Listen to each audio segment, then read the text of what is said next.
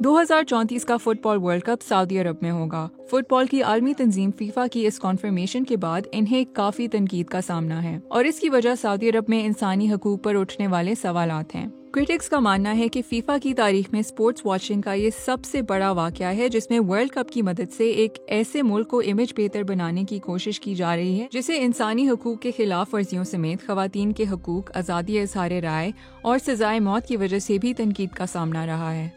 लेकिन सऊदी हुकूमत का कहना है कि 2034 के वर्ल्ड कप में सबका खैर मकदम किया जाएगा। इसकी मेजबानी पर सैकड़ों अरब डॉलर खर्च होने का इम्कान है। फीफा ने इस बिड को एक बहुत मजबूत ऑल राउंड तजवीज़ करार दिया है और कहा है कि ये टूर्नामेंट नई इस्लाहात लाने के लिए फायदेमंद साबित होगा, लेकिन इस बात पर सबको यकीन नहीं है। एमनेस्टी ने इसको मुल्क के इंसानी हकूक के रिकॉर्ड पर हैरत अंगेज वाइट वॉशिंग करार दिया है, जिसकी सबसे बड़ी वजह मजदूरों के हकूक हैं। मार्च में गार्डियन अखबार की रिपोर्ट में कहा गया था कि इसे सऊदी अरब में बड़ी तादाद में बांग्लादेशी तारकीन वतन की नाकाबिले फहम अमवात के शवाहिद मिले हैं।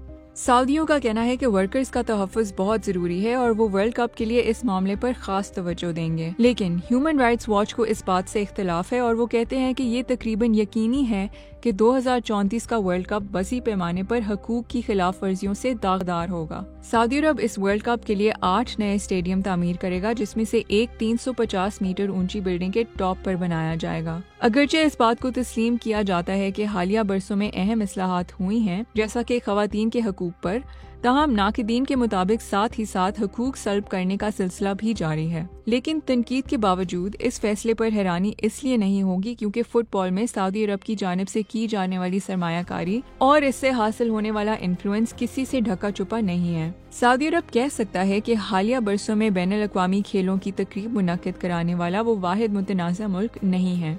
2 दहाइयों के दौरान रूस में वर्ल्ड कप के अलावा ओलंपिक्स भी हो चुके हैं और चीन ने समर और विंटर ओलंपिक्स करवाए हैं। अब फीफा और सऊदी अरब के पास 10 साल का वक्त है ये साबित करने के लिए कि अगला मेगा इवेंट दागदार ना हो।